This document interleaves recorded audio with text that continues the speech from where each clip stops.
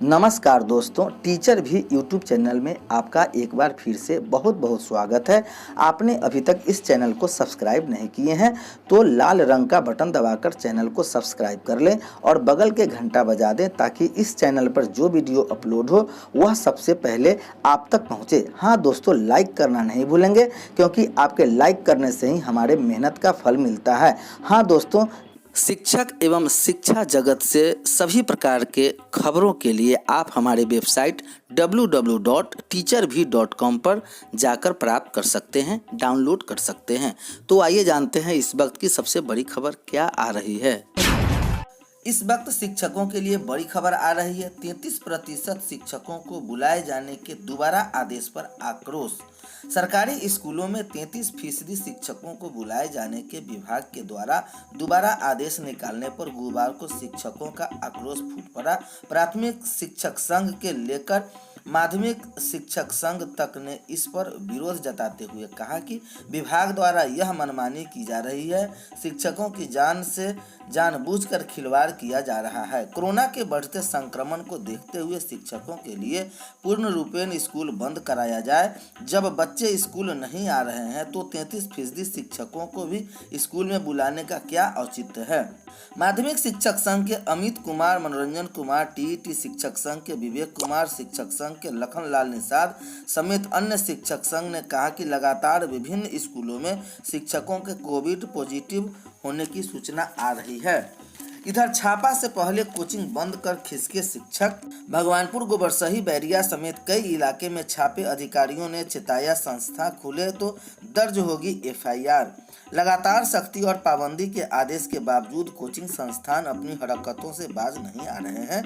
Corona संक्रमण के बढ़ते खतरे को देखते हुए स्कूल कॉलेज के साथ ही सभी कोचिंग को बंद रखने का आदेश दे दिया है। बावजूद इसके जिले में कोचिंग खोले जा रहे हैं। बीते शनिवार को डीएम ने आदेश के बाद डीईओ अब्दुल सलाम अंसारी ने प्रखंड से लेकर जिला स्तर तक के लिए 20 अलग अलग छापेमारी टीम का गठन कर दिया है। इन टीमों को आदेश दिया गया है कि वह निगरानी करेंगे कि इनके इलाके में कोई कोचिंग खोला तो नहीं जा रहा है। सोमवार को भी कई इलाके में कोचिंग पर छापेमारी की गई थी। गुरुवार को कई जगह से सूचना मिली कि गोबरसही, भगवानपुर में कई इंस्टीट्यूट खोले गए हैं और बच्चे भी पहुंच हुए हैं। इसके बाद अधिकारियों ने इन सभी मोहल्ले में कोचिंग पर छापेमारी की। हालांकि भनक मिलते ही सभी कोचिंग के प्रबंधक शिक्षक गायब हो गए।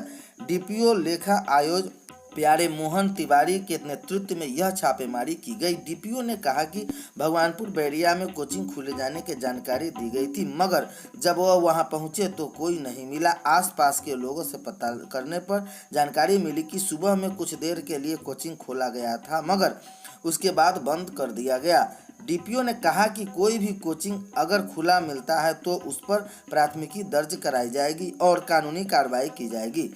कलमबाग चौक, अघोरिया बाजार समेत कई इलाकों में इसके बाद 12 बजे तक अलग अलग टीम ने छापेमारी की।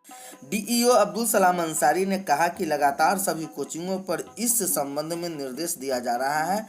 इसके बावजूद कई जगह से सूचना मिल रही है कि सुबह के समय में कोचिंग खोले जा रहे हैं। ऐसे सभी कोचिंग पर सख्त कार्रवाई की जाएगी।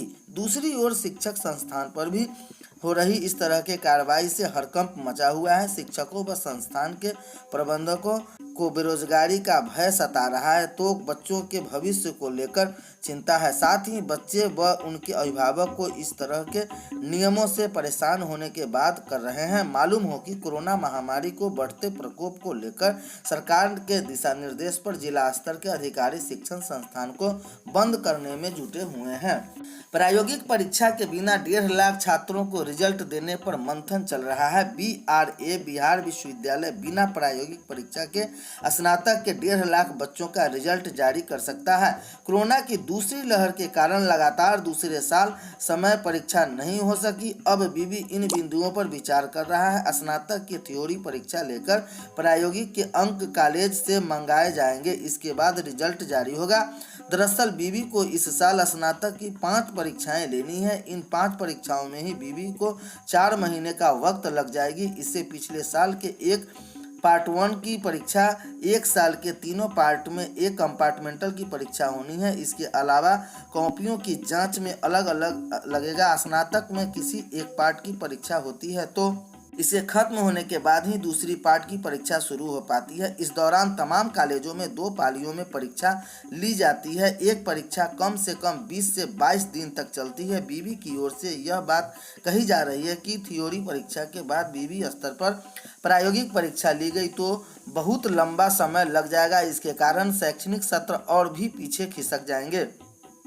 बता दें कि कंपार्टमेंटल परीक्षा को छोड़ 4 परीक्षाओं में 3.25 लाख से अधिक छात्र हैं। इसमें 40% प्रायोगिक विषय वाले छात्र होते हैं। इसकी संख्या करीब 1.5 लाख होगी।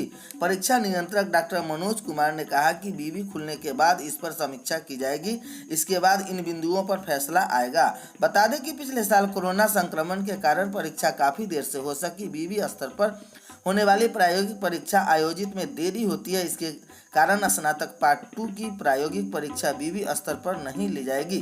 कॉलेज को आंतरिक मूल्यांकन के आधार पर अंक भेजने को कहा गया है। बीबी अधिकारियों का कहना है कि जून से पहले स्नातक की परीक्षा शुरू नहीं हो सकेगी। उधर छात्रों को भी अपने रिजल्ट को लेकर इंतजार है तो कुछ छात्र स्नातक पार्ट 1 की परीक्षा को लेकर उत्सुक हैं। छात्रों को हॉस्टल न खाली कराया जाए, उठाई मांग। हिंदुस्तान आवाम मोर्चा के बीबी प्रशासन हॉस्टल खाली न कराने की मांग की गई। मोर्चा के मुख्य प्रदेश प्रवक्ता व बीबी अध्यक्ष संकेत मिश्रा ने कहा कि किसी भी परिस्थिति में छात्र या छात्रा हॉस्टल खाली नहीं करेंगे। एक रूम में एक छात्र रहते हैं। कोविड-19 के नियमों का पालन करते हुए अपनी पढ़ाई करते रहें। छात्रों को परेशान न होना पड़े। कहा गया कि स्नातक पार्ट 3 की परीक्षा में जिन छात्रों का रिजल्ट पेंडिंग है और आवेदन दे रहे हैं उनका रिजल्ट अब तक सुधारा नहीं गया। स्नातक पार्ट 2 के रिजल्ट में भी कई छात्रों का रिजल्ट वेबसाइट पर नहीं आ रहा है। कहा कि RTI से छात्रों को कॉपी मिलाने में काफ़ी समय लग रहा है। छात्र थक जाते हैं। कॉपी की छाया प्रति के लिए बार बार चक्कर लगाना पड़ता है। इस व्यवस्था को विश्वविद्यालय प्रशासन जल्द सुधार करे, अन्यथा छात्र विश्वविद्यालय में धरना प्रदर्शन करने के लिए मजबूर हो जाएंगे। कहीं 20, 40 तो कहीं 80 अंक के पीरियोडिक टेस्ट। CBSE के एक एफिलिएटेड स्कूल में 10वीं के छात्र के लिए प्री बोर्ड मिलाकर साल में 4 परीक्षा ली गई। नियमों के अनुसार पीरियडिक टेस्ट लिए जाए 50-50 अंकों का था। इसी पर अंक एफिलिएटेड स्कूल में साल में 5 परीक्षा ली गई, जिसमें पीरियडिक टेस्ट 1 40 अंक का काफ़ी बाकी 80 अंक का लिया गया। एक अन्य स्कूल से 4 परीक्षा ली गई, जिसे पीरियडिक परीक्षा 40-40 अंक का लिया गया और प्री बोर्ड 80 अंक का। इसके साथ ही कई स्कूल ऐसे जहां 2 पीरियडिक टेस्ट 20-20 अंक के लिए गए और एक मिड टर्म 80 अंक के प्री बोर्ड 80 का है।